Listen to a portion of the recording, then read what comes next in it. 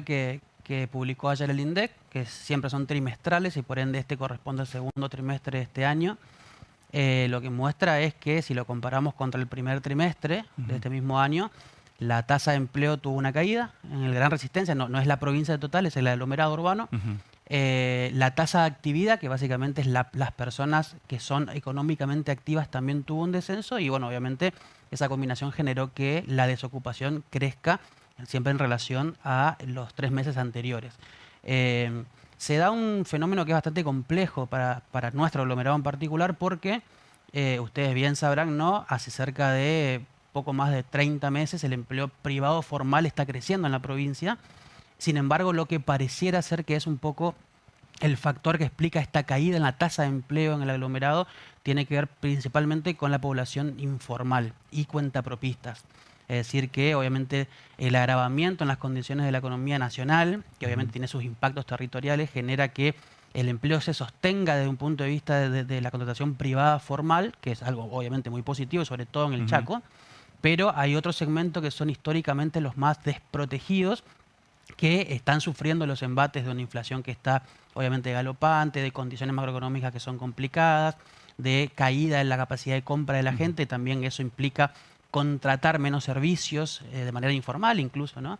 Y eso termina generando esta caída en la tasa de empleo. Pero también siempre en este tipo de indicadores el nivel de actividad es muy relevante. Porque el nivel de actividad lo que te marca justamente es la población que está económicamente activa, es decir, que está ocupada o que está activamente buscando un empleo.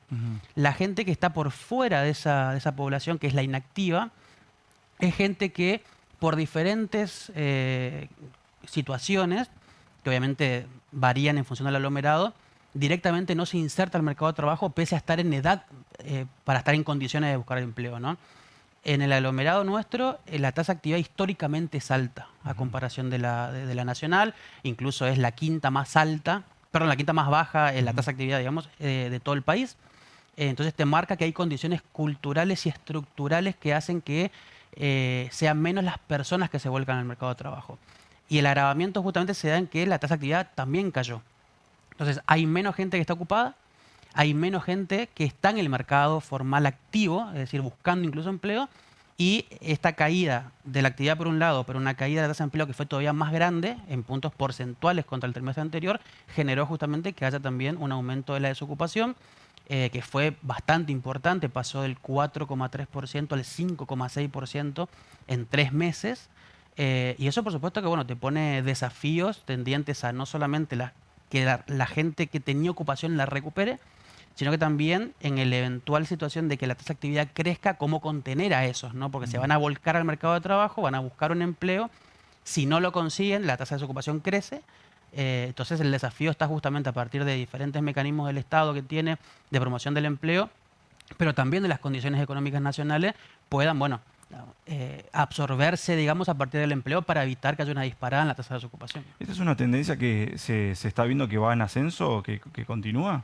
Bueno, en verdad, este dato en particular que se conoció ayer viene a romper con la tendencia que estaba antes, que era de crecimiento.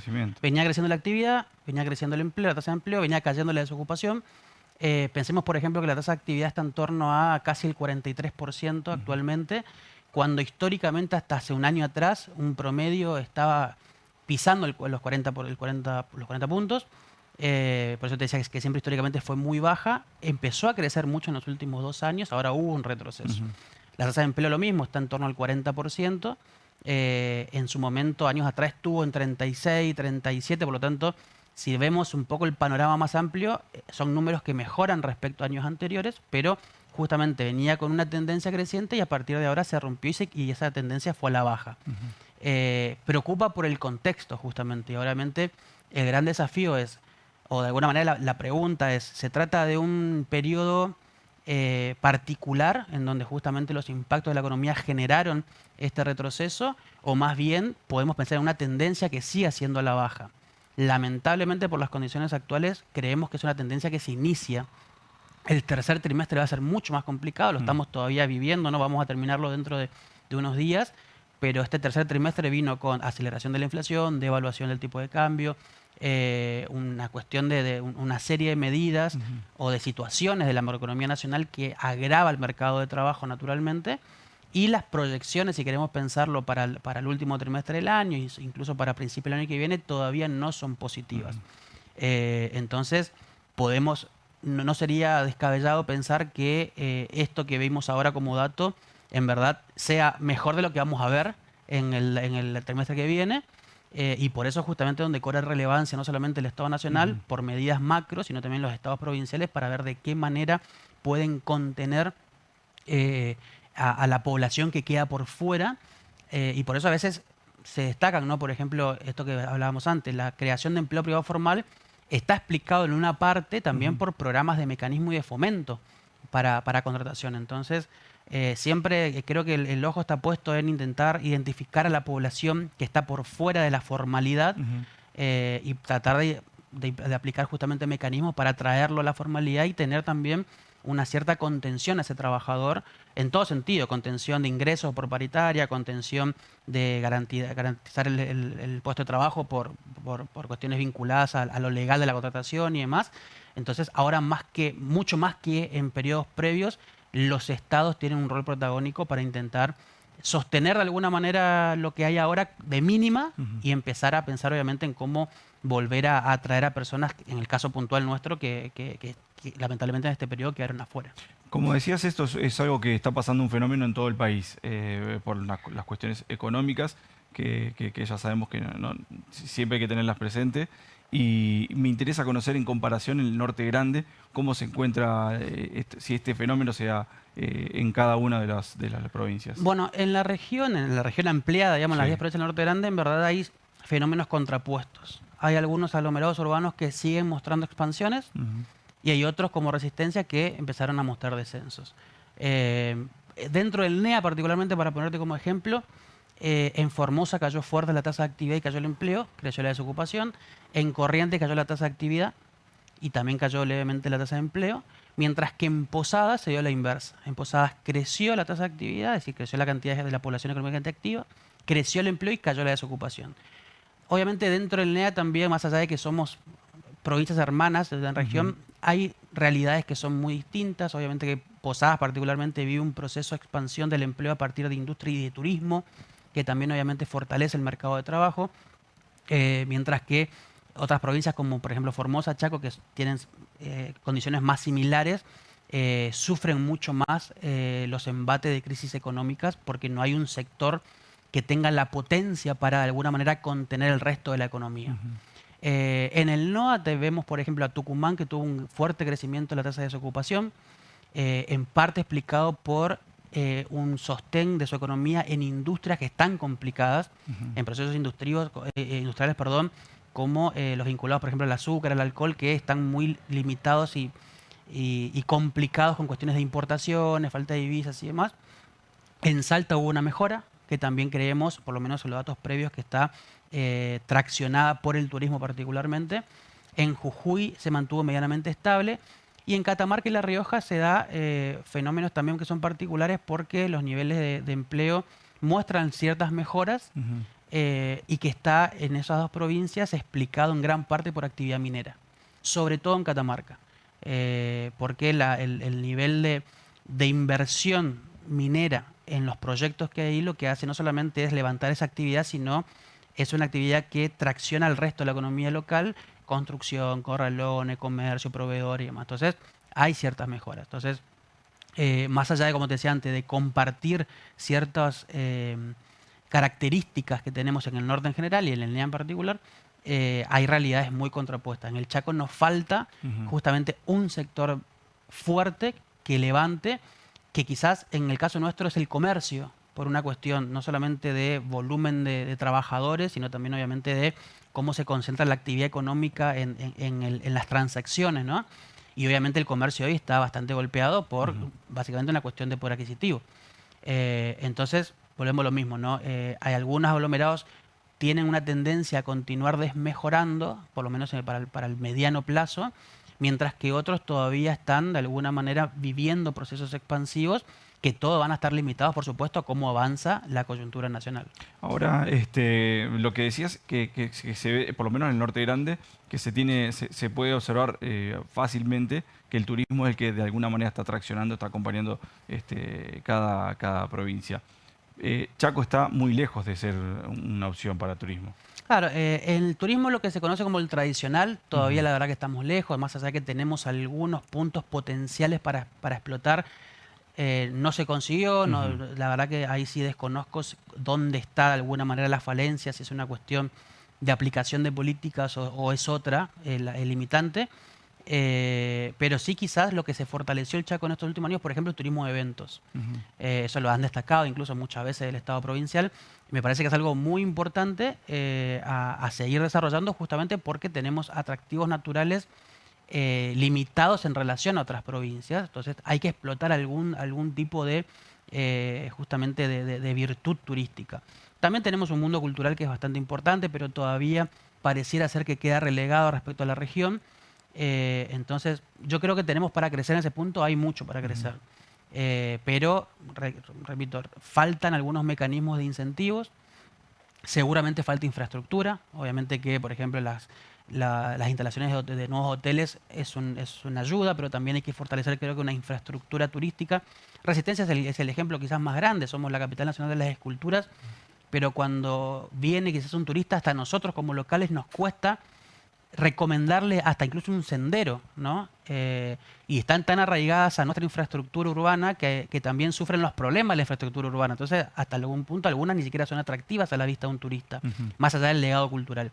Entonces, falta todavía, creo que hay opciones para trabajar ahí, pero no hay que perder la oportunidad también, porque pensá, fíjate que en los últimos 6 7 meses, el sector que lideró la creación de empleo privado formal en el país es el de hotelería y restaurantes, en todo el país. En Misiones, por ejemplo, justamente un poco de lo que hablábamos antes, el empleo creció en los últimos 6 meses a un ritmo promedio de 10% mensual, que es una locura comparado al resto de la economía. Ujú. Obviamente que también el mayor movimiento turístico genera mejoras en los ingresos de esos trabajadores. Entonces, creo que si no se fortalece el sector turístico, estamos perdiendo la oportunidad no solamente de incluir a más personas al mercado de trabajo, sino de darles mejores oportunidades de tener mejores ingresos a los que ya están y a los que eventualmente podrían venir. Lo decías, ¿no? El próximos 2 trimestres que restan se especula que la situación va a ser similar o peor de este último indicador en resistencia. Y bueno, supongo que este fenómeno se va a dar en distintas provincias del país. ¿Qué se espera ya para el 2024, ya pensando una transición, pensando ya a nivel nacional? Bueno, obviamente que todo lo que uno puede proyectar varía en función de la cara que agarre o de la mano que agarre el bastón, ¿no? Claro. En diciembre. Entiendo yo, o por lo menos proyecto que en caso de ganar la presidencia de Sergio Massa va a continuar con cierta línea de acción que viene trayendo ahora.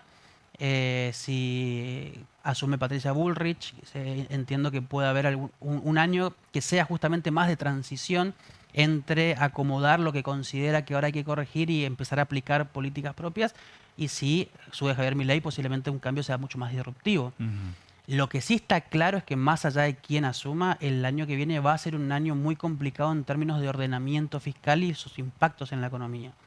La Argentina no está en condiciones de seguir postergando el debate sobre justamente el ordenamiento fiscal, porque más allá de que a veces son conceptos que parecen algo alejados del día a día que vivimos, que nos sube el precio, que los salarios son bajos y demás, es de alguna manera como la base fundamental para el crecimiento o no del Ujú. país, ¿no? Eh, Todo lo que las medidas que tomó Sergio Massa ahora, si la vemos únicamente desde el punto de vista del beneficio a la persona, al trabajador, al ciudadano, por supuesto que son positivas. No pagar impuestos a la ganancia es algo muy positivo, tener devolución de IVA para poder comprar más es Ujú. positivo. Ahora, el impacto que eso tiene es realmente muy fuerte en términos fiscales. Entonces, aún siendo Sergio Massa el que asuma, va a tener que lidiar con sus propias decisiones que tomó siendo ministro. Una caída fenomenal de recaudación, hay que ver cómo compensas a las provincias, que también es otro punto muy, muy fuerte, porque recordemos que ganancias e IVA justamente son los dos impuestos que más engrosan la masa coparticipable. Por ende, algún mecanismo de compensación por eso que no recaudás y por ende no le transferís a las provincias, tenés que generarlos. Va a ser un año que va a ser realmente complicado. Quizás lo que podés tomarlo como, lo podemos tomar, mejor dicho, como alentador o medianamente optimista es que la situación de precios particularmente pareciera ser que hacia diciembre va a mostrar su peor cara y podría acomodarse en el primer trimestre del año, siempre y cuando, yo podría, a hoy. Claro. Tenemos un trayecto para tomar decisiones y para que haya fenómenos que den vuelta a esa ecuación, ¿no? Pero el problema más importante hoy, que es la inflación, podría empezar a moderarse, no a solucionarse, pero a moderarse. Vamos a ver en septiembre nuevamente inflación de doble dígito, seguramente en torno al 10-11% posiblemente. Las medidas que tomó Sergio Massa, que van a requerir de emisión monetaria para compensar justamente partidas. Vamos a ver impactos seguramente más cercanos a diciembre y enero, y a partir de ahí podría empezar a moderarse la situación. Entonces, a partir de una inflación que se modere y que tienda a estabilizarse medianamente en un piso de 5 o 6%, que sigue siendo alto, pero te permite de alguna manera proyectar a un mediano plazo y no tanto al corto. Entonces, a partir de ahí, bueno, se pueden dar mejoras salariales y demás, y ya incluso con una inflación que no sea del 12, que sea del 5, y tu salario que no tenga, por ejemplo, si vos pagás impuesto a la ganancia, ahora no lo pagas más, bueno, puede generar algunas condiciones de mayor capacidad de consumo. Sin embargo, la clave, bueno, obviamente va a estar en cómo resuelven los problemas de fondo de la macroeconomía, que son los que nos desestabilizan hace décadas, para poder, bueno, empezar a pensar si en un crecimiento genuino de la economía que esté acompañado por bondades, porque a veces vemos que el presidente dice la Argentina creció. Sí. Perfecto. ¿A qué costo? Creció el PBI 6%, perfecto, a una inflación de 100. Entonces, todo proceso de expansión económica trae sus consecuencias. La cuestión es cómo continuar expandiéndose, pero conteniendo aquellas otras cuestiones que limitan al ciudadano a experimentar ese crecimiento de la economía. Y me parece que ahí va a estar la cuestión final. Alejandro, el año que viene, por lo menos ya se sabe que los estudios están hablando de que no habrían sequías, no va a haber una escasez de las precipitaciones. También tenemos, como lo estabas hablando, el desarrollo de la minería. Se especula también que el año que viene se va a empezar a traccionar de una manera mejor. Y por otra parte, Vaca Muerta, que ya está funcionando. Se supone que es un terreno ideal para que la Argentina, de alguna manera, en materia de productividad, va a estar mejor económicamente. Todo pareciera que sí. Uh-huh. E incluso, yo me arriesgo a decir, más allá de que esto es un pensamiento mío, no está respaldado por nada, pero me arriesgo a decir que justamente las medidas tomadas ahora por Sergio Massa están siendo consideradas en función de la mejora de la actividad a partir de estas cuestiones. Claro. Pensemos que, a ver, este año por sequía la Argentina perdió cerca de $20.000 millones. Si vos proyectás el año que viene con esos ingresos, tu balanza fiscal va a ser distinta. Uh-huh. Porque estás dejando por un lado a recaudar, pero estás contemplando un ingreso que este año no lo tuviste. La minería me parece que va a ser fundamental. Ya hay muchos procesos de inversión, sobre todo en Jujuy, Salta y Catamarca, como te decía antes, cobre y oro en San Juan, en La Rioja. Me parece que es fundamental, y también creo que ahí, como país, necesitamos dejar atrás algunos debates poco fundamentados y muy ideologizados. Uh-huh. Obviamente que sabemos que la minería trae esta cuestión de impacto social. Está claro que hay que trabajarla, está claro que hay que asegurarse que todos los proyectos no tengan su estudio de impacto ambiental y no sea perjudicial. Eso está clarísimo. Pero no tomarlo únicamente a la palabra minería como para poner el cartel de prohibido, no lo queremos acá. Porque la minería bien hecha, sustentable, como se hace en muchas partes del mundo, Australia, si queremos compararlo con un país geográficamente parecido al nuestro, es un generador de divisas tremendo. Y generación de puestos de trabajo, generación de mejora de condiciones de vida y demás. Entonces creo yo que hay que explotarlo todavía más, y algunas provincias arrancaron ese camino y necesitan el Estado Nacional, por supuesto, para seguir fortaleciéndolo. Vaca Muerta, obviamente, que es nuestro caballo de batalla. Así que con todo eso en consideración, justamente ese crecimiento de la actividad podría de alguna manera ayudar a estabilizar las cuestiones de la macroeconomía, para permitir esto que te decía, ¿no? Empezar a pensar en desacelerar el alza de precio, empezar a equilibrar tu balance de pago, que te ingresen divisas, que te genere tranquilidad para afrontar tu calendario de vencimiento de deuda, que te genere incluso otra posición para renegociar si es que hay que renegociar con el FMI, porque a partir de, obviamente, proyectar ingresos de divisas superiores a lo que tenés hoy, te permite armar vos tu propio calendario de pagos y que la contraparte te lo tome como válido. Digamos, hay muchas cuestiones que pueden favorecer. Ujú. Lamentablemente, como ya nos pasó en la Argentina, proyectábamos un año muy bueno y cayó pandemia, proyectábamos un año muy bueno, cayó sequía. Creo que la clave acá no está solamente en entusiasmarse por lo que puede Ujú. venir, sino también en tener el plan de contingencia. Que Claro. creo que en estos 4 años y a partir de pandemia, guerra, sequía, no hubo plan de contingencia previo, como tampoco hubo una capacidad de ahorro del Estado Nacional en los últimos 40 años prácticamente para afrontar las épocas de vaca flaca. Entonces, en el fondo lo que hay que modificar, y ojalá algún día lleguemos a eso, es una cultura argentina del gasto y del ahorro en términos del Estado Nacional y de las provincias, Ujú. para poder expandir como se pueda la economía, o el mayor grado que se pueda la economía en épocas muy buenas, como la hemos tenido en la época, por ejemplo, de la primera presidencia de Néstor y de Cristina, Claro. en donde obviamente la economía se expandió muchísimo con factores externos que ayudaron a eso, pero también tener algún grado de contención cuando la situación es problemática, que no depende 100% de nosotros o de la capacidad de acción que tengamos, para que después no suframos consecuencias como las que sufrimos ahora. Ahora, Ale, decís y decís que lo ideal sería también tener un gobierno más ordenado en cuanto a su economía, que pueda ahorrar, que pueda tener un salvavidas en estos momentos. ¿Es posible con una deuda con el Fondo Monetario Internacional o sea, teniendo una soga en el cuello, es posible Bueno, ahorrar? es posible en la medida que obviamente tu propia balanza comercial te genere las divisas necesarias para que vos afrontes tu calendario de vencimientos. Ujú.